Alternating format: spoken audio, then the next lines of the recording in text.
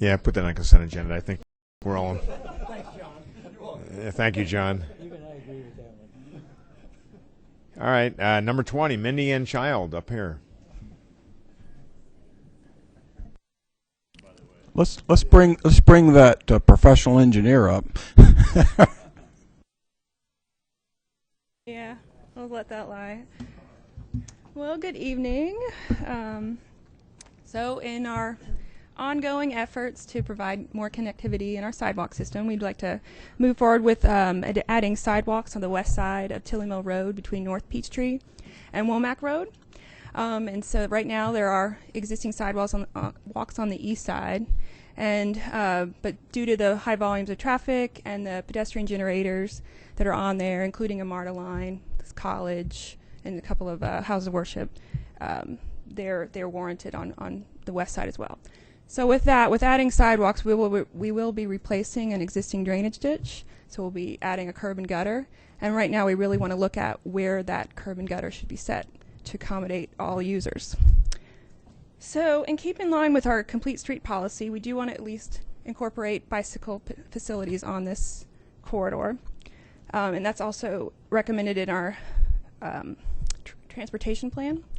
So we've looked at 3 alternatives. The first one with just some basic shared lanes that would accommodate where the bicycles would share the road with vehicles. With that, we recommend a minimum of 14-foot lanes especially along the 2-lane section of road, and then progressing into better alternatives for bicycles. We'd have bike lanes, which would add about 6 feet of width along the whole corridor.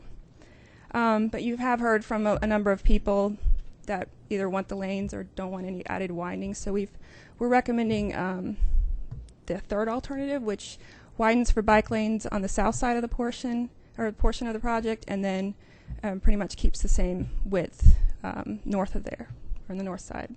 So if you have any questions and be more specific about areas. Yes. Mindy, start discussion. As far as the third one, it's the medium option in the sense that it puts the bike lane really where it has to be. We need that width where there's 2 lanes. We need to open it up just a little bit. But really the financial part comes in where they're between Sharing and Womack, where it's 3 lanes wide. And we have an option of getting rid of that 3rd lane in order to make room for the bike lanes, or we have a lot of asphalt there that we're not considering using. Why is that? What's going on there? Why aren't we looking at that option? Well, I'm not familiar with why that turn lane was put in the beginning, but it's something that was, I think, brought to the public in 2010 to remove that and do like a road diet, and I don't think it was met with much acceptance. Since we are doing the improvements at North Peachtree and Tilly Mill, I would like to see, once that is constructed, the traffic patterns are going to change a little bit. The queue links are going to be much shorter and stay within the 2-lane section according to models. So I'm not sure how much that community around there will embrace the center turn lane or continue to.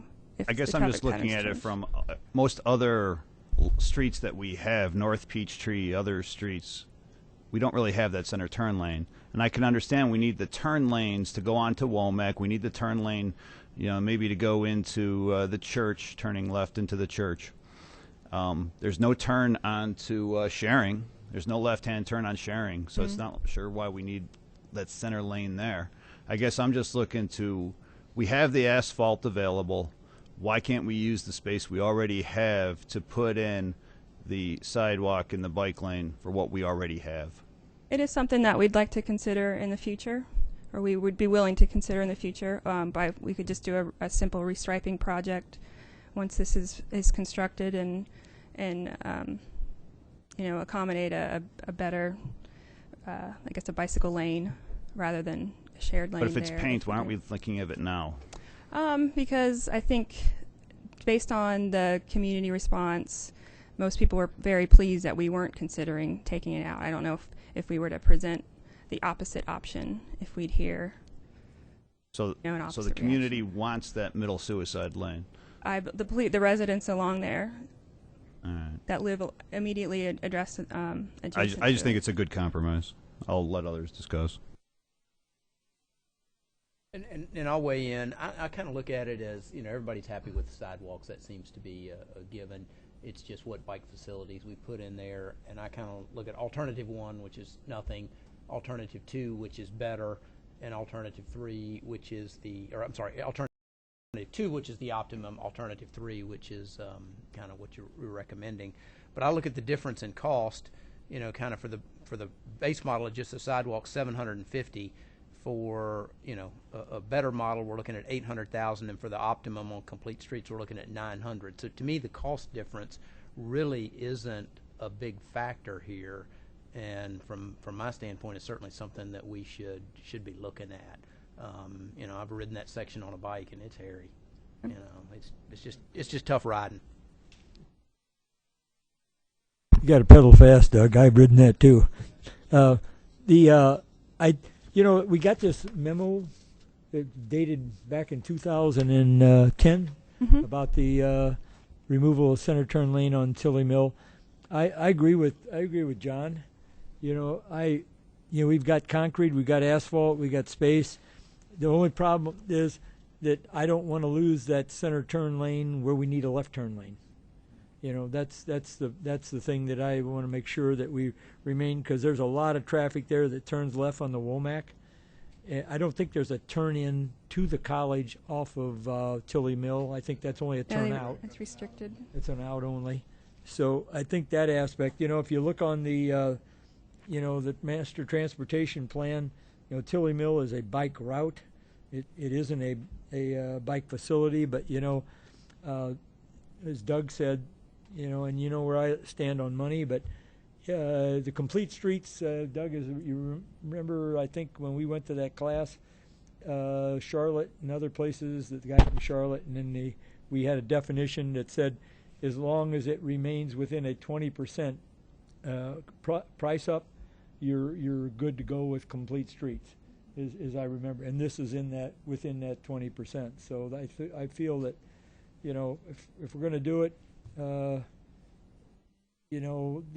little extra money here involved from going from just a sidewalk up, I think is definitely worth the extra funds to do it. And then we can just change this, I guess, somewhere along the rural life transportation plan that would become a bike facility. I presume that would be. It's still built as a bike route, whether it has bike lanes or not, but. There are some that we designated as bike lane facilities. So on-street bike lanes are path adjacent roadways as a bike facility. The bike route is a sign bike ride or a Sharrows. Okay, that's my 3 cents. I'm going to take a contrarian view, and I'll point to that same bicycle network map, because I do this every time we have streets that come up. I'll pull this out, and the community got together and built this transportation plan. The community said, and this is what this council approved back in the day, that the red areas, I guess you've got it up, it's red on mine, would be the dedicated bike lanes, and the ones in yellow would be those that are Sharrows or shared route, but would not be the dedicated lanes. And if we keep changing this as we go, and I realize a plan is just a guide, but if we keep changing this as we go, then our master plan means nothing. And so, and the work that the community put into that master plan means nothing. So I'm a stickler for sticking to the plan.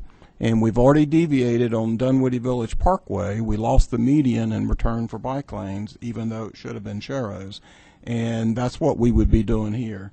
What I'd like to do is, I support alternative 1, which is the Sharrow approach. But what I would prefer that we do is take the curb for alternative 1 and push it back to the edge of the sidewalk so that we're no closer to the residents in terms of where the sidewalk is, but let the curb be back. In other words, not have the landscaping strip, the 2 feet of landscaping strip. That'll make the lane wider, the travel lane wider, but the impact on the residents that are there, because it's very tight through there as it is, the impact on the residents then is no different than alternative 1.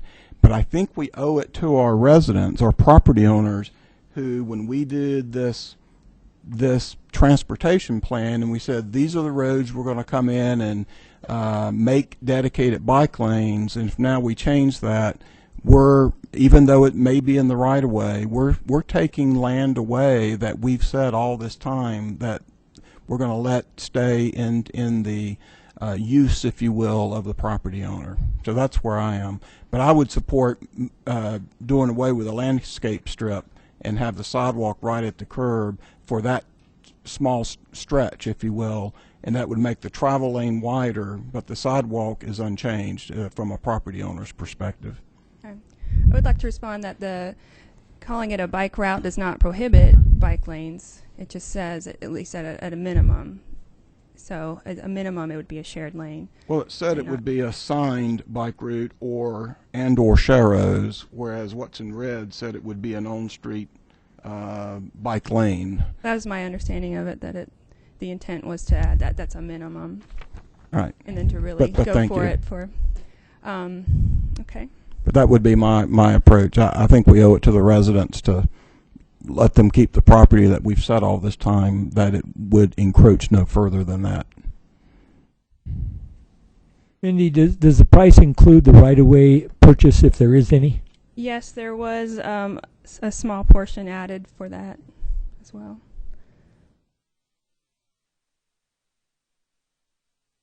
So, All right. No more comments? I'll muddy the waters if you'd like me to. Please. All right. If you take a look at Tilly Mill Road, if you look at the right-of-way, if you have maps in front of you, take a look at the blue dotted line. That's the right-of-way line. On the east side of the street, there's a whole lot of right-of-way on that whole side. The right-of-way is huge on that side. We're not touching that side of the street. Is there any consideration at all, and what would be the financial impacts if we just shifted the street to the right?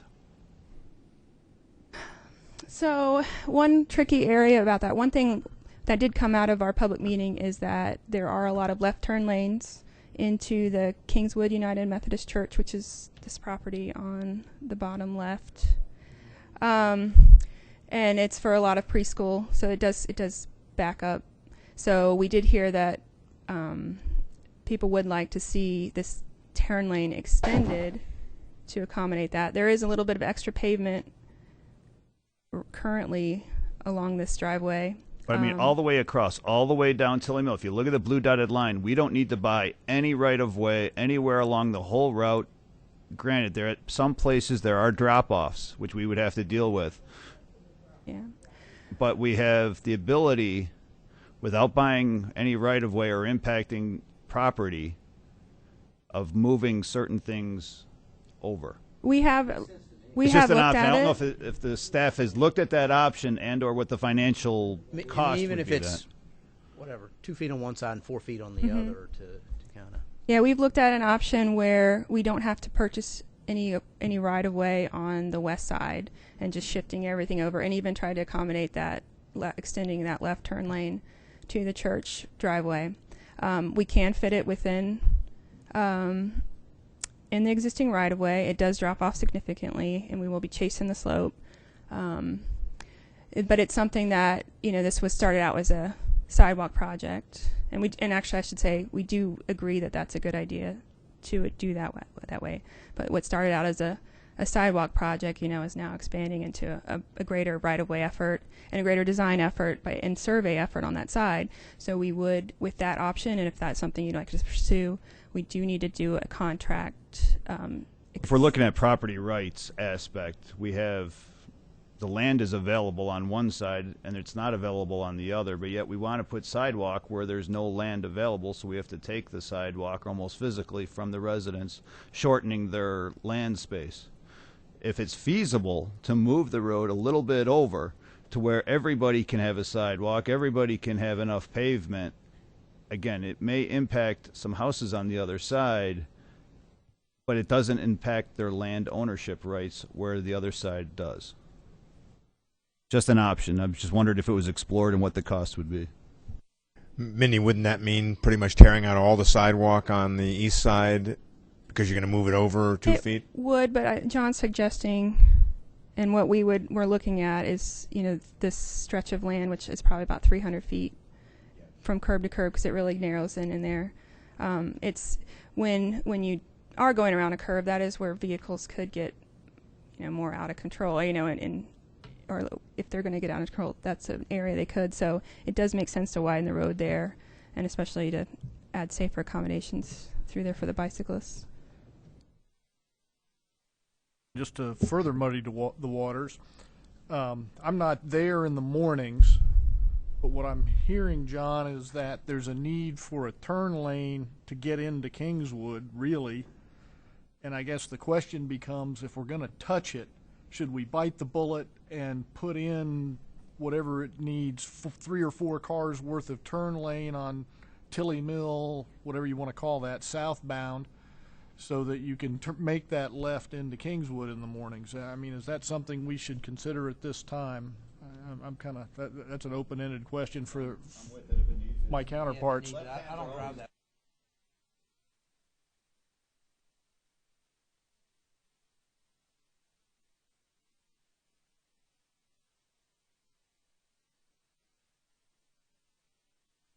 Yeah, I think there's a distinction between the church attendees on Sundays and then the parents who drop their kids off at the preschool, which is in this portion right here. I never drive that way, so I've never experienced it, but that was a comment from several people. I think when you're thinking about that, and there is a big drop off there, I don't know how that's a lot of build up. I think you're adding a lot of extra costs there, and the retaining wall and things. I don't know. We might be running this project up. The price up extremely. Well, okay. Yeah, to me, it's just still cost benefit. But the way I'm looking at the 3 options now, there's not a whole lot of difference in the cost. But obviously, we're switching roads. It may come up that way, but it may go down if we're not having to buy right away on the other side. So I don't know. I'm willing to listen. Love to hear your thoughts. Okay. Well, at this point, I was trying to say that it is getting to be a larger project than it was originally. So we would need to have a contract modification with the design consultant, because it would go over the $50,000 threshold. So that is something. So we're I gonna suppose we'd have to bring that back here. here. Go back and get a new design. Wow. Well, hopefully we don't have to get a whole new contract. But I got to tell you guys, I can't believe what I'm hearing. This is meant to be a sidewalk project, and it's morphing out of control as we sit here and talk. It seems like every new thing we talk about is yet another scope of this. We've already approved we haven't approved the bid, but we've approved the design concept for Tilly Mill and North Peachtree and all the turn lanes that go with that. Kingswood would have been part of that whole traffic study, would it not, about where we needed turn lanes and the like? No, they didn't extend that far up. But but regardless, we've already got that set. Now this is a sidewalk project. And so it turned into where to put the curb for a sidewalk. Now we're talking new turn lanes. Now we're talking about widening the road and other thing. Let's go back to the sidewalk project. This is what was presented to us, was a sidewalk project. And the question is where to put the curb. It's on our map as a share road, a shared route, if you will. We got to get back to what we're talking about here, and not be what has become the stereotypical government of morphing into something that it never started out to be. That's all. See, I disagree. I think that, if we're going to do things on this road, let's do them all right the first time. If we're going to put sidewalks in and then realize, we should have done this, and now the sidewalks are there, we've totally eliminated the ability to do that. Let's have this comprehensive and make sure we know what we're doing and agree on what we're doing, So instead of just putting sidewalks in and then realizing, oh, geez, we really should have widened it a little bit or taken the right of way from the other side of the road. I just want to hear the whole ball of wax before we decide. I don't know. I just put my 3 cents in. I think you got alternative 2 there. You've got alternative 3. You got alternative 1. Like I said, we've already looked at this. We've come back. Somebody came back with an idea for us. I think we've got 3 in front of us. I think we take one of them and we move on. Those are good alternatives. Whichever one you happen to support, you already know which one I support. But I think if we continue to build on this, and you try to put a retaining wall, all that stuff in there, I don't think you're adding anything. The curve's not dangerous. I think you're just pushing the ball down the street. Let's just take a look at what we've got and decide then to move on. And they've been working on this for months. It's they've come back with 3 alternatives. Let's decide amongst those and go. I mean, we go back with another design contract. We've got plans all over the city, and we have yet to put a shovel in the ground. We have yet to put a shovel in the ground. So you've given them a job. You've given the staff a job. They've come back. Let's move off with what they got. Otherwise, we can be the staff. And I'm always for moving ahead. I mean, I'm prepared to vote for alternative 2 tonight. I'm also amenable to studying if we can shift the road at a cost feasible way. Either one of those is fine with me. Well, tonight's a discussion night, anyhow. There's my 2 cents. Okay. The city's also looking for direction to move forward, so we kind of need to discuss it until we have a consensus at some point. I'm in for alternative 2. 2 of us. 2 more, 3, 4. Alternative 1, which I also believe was alternative A at the public meeting. And by the way, I just got to add in there, if we take on the right-of-way on the other side of the street, particularly near Kingswood, we're in for a heap of trouble. We went through that whole tree cutting exercise with the families, the 2 families that were right there. So we need to stay away from that. Well, if we're counting heads, I'm on option 3, but only if we can take the center lane out in order to put the bike lanes. That would save some right of way, and it would save some of the property. But then I'd also want the middle lane gone. If not, then option 2 would be the viable one for me. And I'm with John. I lean toward 3, but I would be willing to go with 2. I agree with this. The center line. The center lane. Getting rid of that as part of option 2, as long as we still can maintain an adequate left turn lane to go on Womack so the traffic doesn't back up. That's key.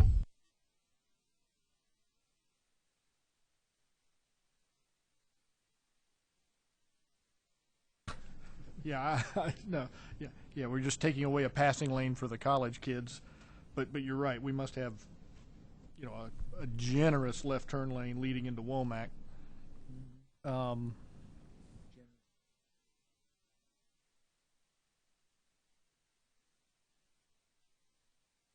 Yes.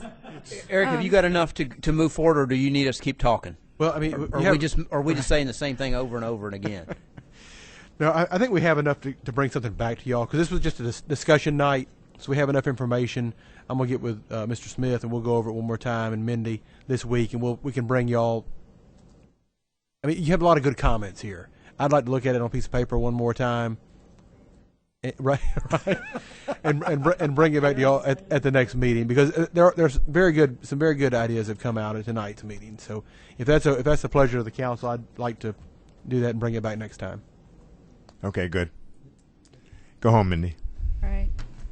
If you say so. All right, let's move on to public comment. I got a couple public comments here, and let's start off with, let's see, I've got 3 here. Okay, let's start off with Cheryl Summers. Name, address in 3 minutes, Ms. Summers again.